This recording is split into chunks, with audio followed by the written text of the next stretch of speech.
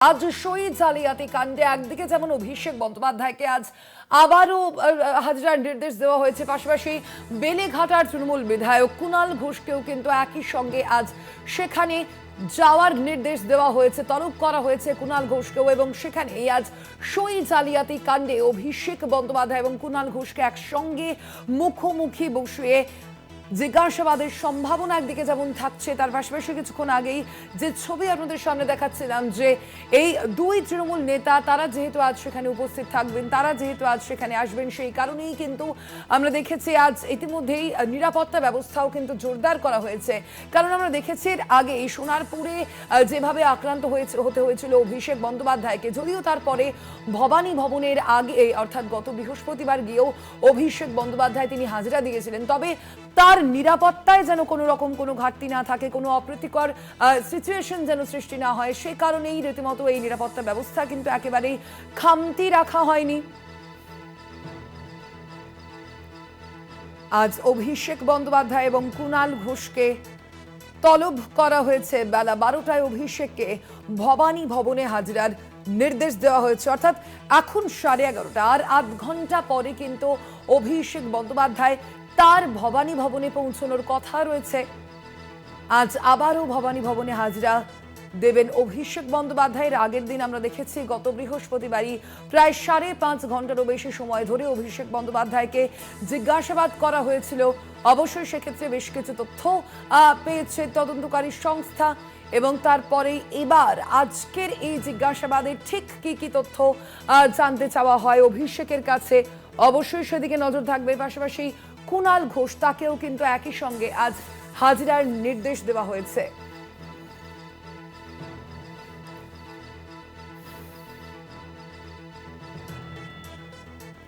সই জালিয়াতি কাণ্ডে কুণাল ঘোষকেও আজ সিআইডি তলব করেছে।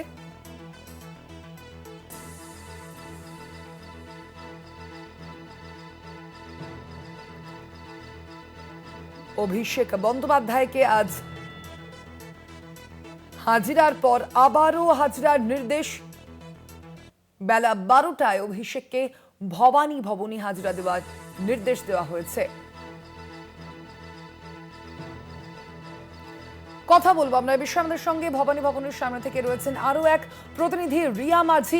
রিয়া, যে বিষয়টি জানতে চাইবো তোমার কাছে একেবারে এই মুহূর্তের অভিষেক এবং কুণাল ঘোষ আসার আগে সেইখানের নিরাপত্তা ব্যবস্থা কেমন রয়েছে সেটা একবার জানতে চাইবো প্রথমে।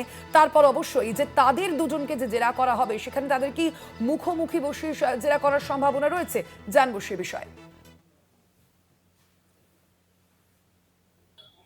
একদমই স্বর্ণালী, এই মুহূর্তে যে ছবি দেখা যাচ্ছে একদম আঁটোসাঁটো নিরাপত্তা, যেখানে গতবারও যখন অভিষেক বন্দ্যোপাধ্যায় কোর্টের নির্দেশে হাজিরা দিয়েছিলেন ভবানী ভবনে, সেই সময় যে নিরাপত্তা দেখা গিয়েছিল আজকে তার থেকেও বেশি কঠোর নিরাপত্তা।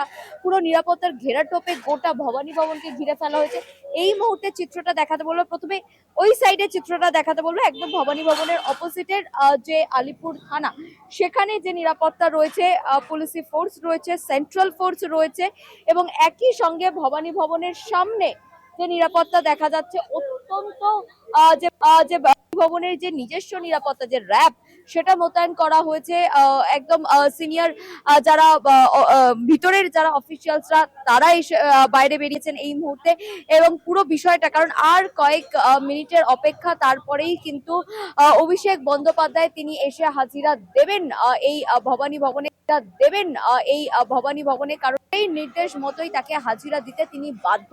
তবে এবার শুধুমাত্র অভিষেক বন্দ্যোপাধ্যায় নয়, অভিষেক বন্দ্যোপাধ্যায়ের সঙ্গে সঙ্গে যেটা দেখা যাচ্ছে, অভিষেক বন্দ্যোপাধ্যায়ের সঙ্গে সঙ্গে একদম অভিষেক বন্দ্যোপাধ্যায়ের সঙ্গে সঙ্গে কুণাল ঘোষকেও তলব করা হয়েছে, এবং সেই নিয়েই তুমি দেখতে পাচ্ছ যে গার্ডরেল ইতিমধ্যে আনা হচ্ছে। গার্ডরেল দিয়ে পুরো জায়গাটাকে লক করা হচ্ছে যাতে কোনোভাবেই বাইরের কেউ প্রবেশ করতে না পারে। এবং একই সঙ্গে তুমি যে ছবি দেখতে পাচ্ছ যে আলিপুর থানার পুলিশ যেমন রয়েছে, সেরকমই সেন্ট্রাল ফোর্স রয়েছে, এবং সেন্ট্রাল ফোর্সের সঙ্গে সঙ্গে যে ভবানী ভবনের যে নিজস্ব যে নিরাপত্তা অর্থাৎ র্যাব, সেটা মোতায়েন করা রয়েছে যাতে কোনোভাবেই কোনো অপ্রীতিকর ঘটনা না ঘটে। সেই বিষয়টাই কিন্তু নজরে রাখার জন্য এই ব্যবস্থা, একাধিক ব্যবস্থাপনা। এবং যেখানে তুমি দেখতে পাচ্ছ যে আর কিছুটা সময়ের অপেক্ষা, তারপরেই কিন্তু অভিষেক বন্দ্যোপাধ্যায় তিনি হাজিরা দেবেন। কারণ এর আগে আমরা দেখেছিলাম যে পরপর একাধিক অভিযোগ তার বিরুদ্ধে, যেখানে তিনি অর্থাৎ অভিষেক বন্দ্যোপাধ্যায় তিনি যে হাজিরা দেবেন এবং কোর্টের নির্দেশ কিন্তু তার থার্ড নোটিশের পর কোর্ট তাকে রক্ষা কবচ দিলেও তাকে কিন্তু কড়াভাবে নির্দেশিকা দিয়েছিল যে তদন্তকারীদের সঙ্গে তাকে সহযোগিতা করতে হবে। এবং সেই মতোই দেখা গিয়েছিল অভিষেক বন্দ্যোপাধ্যায় এর আগে তিনি 6টার মধ্যে, শুধু দিল্লি থেকে এসে 6টার মধ্যে তিনি প্রবেশ করেন এবং দীর্ঘক্ষণ প্রায় তিনি 11:30টার মতো সময় তিনি এই ভবানী ভবন ছেড়ে বেরোন। এবং যেদিনকে তিনি এসেছিলেন সেই দিনকেই কিন্তু তাকে কার্যত আরো একটি নোটিশ ধরানো হয়েছিল, যেখানে বলা হয়েছিল যে 14 তারিখে অর্থাৎ আজকে তাকে 12টার সময় হাজিরা দেওয়ার জন্য। এবং এই মুহূর্তে ঘড়ির কাঁটা বলছে 11:38, আর কিছুক্ষণের মধ্যেই অভিষেক বন্দ্যোপাধ্যায় তিনি হাজিরা দেবেন ভবানী ভবনে। তবে আজকের দিনে শুধুমাত্র এই অ্যাসেম্বলির অর্থাৎ বিধানসভার যে জাল সই মামলা, সেখানে শুধুমাত্র অভিষেক বন্দ্যোপাধ্যায় নয়, আজকে অভিষেকের সঙ্গে সঙ্গে কুণাল ঘোষকেও হাজিরা দেওয়ার নির্দেশ দেওয়া হয়েছে। এবং সেই মতো কুণাল ঘোষ যদি আজকে হাজিরা দেন, সেক্ষেত্রে দুজনকে কিন্তু আজকে জিজ্ঞাসাবাদ করা হবে। একাধিক মামলায় তাদেরকে জিজ্ঞাসাবাদ করা হবে। মূলত রেজলিউশন নিয়ে একটি বারবার প্রশ্ন উঠছে যে রেজলিউশন পেপার সেটি কোথায় রয়েছে। কারণ এই কারণের জন্য তার অফিস থেকে আরম্ভ করে মূল যে তাদের পার্টি অফিস তৃণমূল কংগ্রেসের, যেটা কিনা 30 বি হরিশ চ্যাটার্জি স্ট্রিট, যেখানে মমতা বন্দ্যোপাধ্যায়ের বাড়ির অ্যাড্রেস, সেই পুরো বিষয়টাতে যেটা দেখা যাচ্ছে যে এই মুহূর্তে যেমনটা জানা যাচ্ছে অভিষেক বন্দ্যোপাধ্যায় তিনি বেরিয়ে গিয়েছেন। আমার ক্যামেরা পার্সনকে বলবো তোমাকে সেই ছবিটা একটু যে দেখানোর ছবি জন্য। দেখছেন এই মুহূর্তে, সঙ্গে থাকো তুমি রিয়া। যে ছবি ইতিমধ্যেই দেখাচ্ছে আপনাদের সামনে, অভিষেক বন্দ্যোপাধ্যায় তিনি কিন্তু বেরোলেন তার বাড়ি থেকে ভবানী ভবনের উদ্দেশ্যে। অভিষেক বন্দ্যোপাধ্যায় তিনি বেরিয়েছেন, দেখছেন সেই ছবি, ভবানী ভবনের উদ্দেশ্যে যাচ্ছেন অভিষেক বন্দ্যোপাধ্যায়। আজ আবারও তাকে হাজিরার কথা বলা হয়েছে, হাজিরার নির্দেশ দেওয়া হয়েছে। Sir, what's your reaction on Sudeep Bandyopadhyay, the senior politician?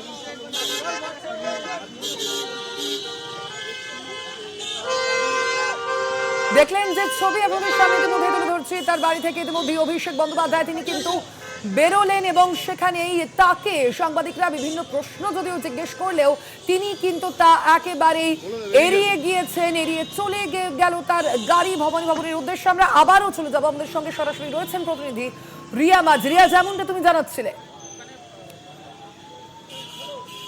যেমনটা তোমায় জানাচ্ছিলাম যে অভিষেক বন্দ্যোপাধ্যায় তিনি এই মুহূর্তে নিজের যে বাসভবন পটুয়া পাড়ার যে বাড়ি, যে কালীঘাটের বাড়ি, সেই বাড়ি থেকে তিনি বেরিয়ে গিয়েছেন এবং সম্ভবত তিনি ভবানী ভবনের উদ্দেশ্যেই আসছেন বলে এমনটাই জানা যাচ্ছে ইতিমধ্যেই। যে অভিষেক বন্দ্যোপাধ্যায় যার সময়সীমা ছিল 12টা, সেই মতোই যেটা দেখা গেল 11:39 নাগাদ তার বাড়ি থেকে তিনি বেরোলেন এবং তিনি ভবানী ভবনের উদ্দেশ্যে আসছেন বলে কিন্তু এমনটাই জানা যাচ্ছে। অর্থাৎ আজ তিনি বেরোলেন এবং তিনি ভবানী ভবনের উদ্দেশ্যে আসছেন বলে কিন্তু এমনটাই জানা যাচ্ছে। অর্থাৎ আজকেও তিনি হাজিরা দিচ্ছেন ভবানী ভবনে, কারণ কোর্টের কড়া নির্দেশ রয়েছে, তাকে হাজিরা দিতেই হবে। সেই কারণের জন্য তিনি হাজিরা কোনোভাবেই এড়াতে পারবেন না। তিনি রক্ষা কবচ পেয়েছেন ঠিকই, কিন্তু তাকে হাজিরা দিতেই হবে। এবং সেই কারণের জন্যই যে ছবি দেখা যাচ্ছে যে উঠেছেন এবং তিনি আসছেন ভবানী ভবনের উদ্দেশ্যে বলে এমনটাই জানা যাচ্ছে। এবং একই সঙ্গে তোমাকে জানাবো যে এই যে বিধানসভার সই জাল কাণ্ড, সেটারই কিন্তু বারবার তাকে তলব করা হচ্ছে। 3বার নোটিশ তিনি এড়িয়েছেন, কিন্তু অবশেষে কোর্টের নির্দেশে তিনি সুদূর দিল্লি থেকে এসে তিনি উপস্থিত হচ্ছিলেন এই ভবানী ভবনে। 6টার মধ্যে তিনি উপস্থিত হচ্ছিলেন এই ভবানী ভবনে। 6টার মধ্যে তিনি হাজিরা দিয়েছিলেন এর আগে, যেদিনকে কোর্ট করার নির্দেশ দিয়েছিল। এবং তারপরে যেদিনকে তিনি আসেন, সেদিনকেই তাকে ফের আরো একবার বলে দেওয়া হয়, যাতে তাকে নোটিশ ধরানো হয়, যাতে অভিষেক বন্দ্যোপাধ্যায় তিনি আসেন, অর্থাৎ তিনি হাজিরা দেন রবিবার অর্থাৎ 40 নাগাদ অভিষেক বন্দ্যোপাধ্যায় তিনি বেরোন তার বাড়ি থেকে, এবং এই মুহূর্তে যে সিকিউরিটি তুমি দেখছো যে যথেষ্ট আঁটো করা হয়েছে। কারণ এর আগে দেখা গিয়েছিল অভিষেক বন্দ্যোপাধ্যায় তিনি ঢোকার সঙ্গে সঙ্গে তার যারা অনুগামীরা রয়েছেন তারাও কিন্তু প্রবেশ করার চেষ্টা করেছিল, এবং সেই ঘিরে একটা ক্যাওয়াসের সৃষ্টি হয়েছিল। এবং আজকে সেই কারণের জন্যই প্রচুর ফোর্স মোতায়েন করা রয়েছে, সেন্ট্রাল ফোর্স দেওয়া হয়েছে, এবং সেন্ট্রাল ফোর্সের সঙ্গে সঙ্গে একাধিক আছে, এবং ভবানী ভবনের যে র্যাব সেটা মোতায়েন করা রয়েছে।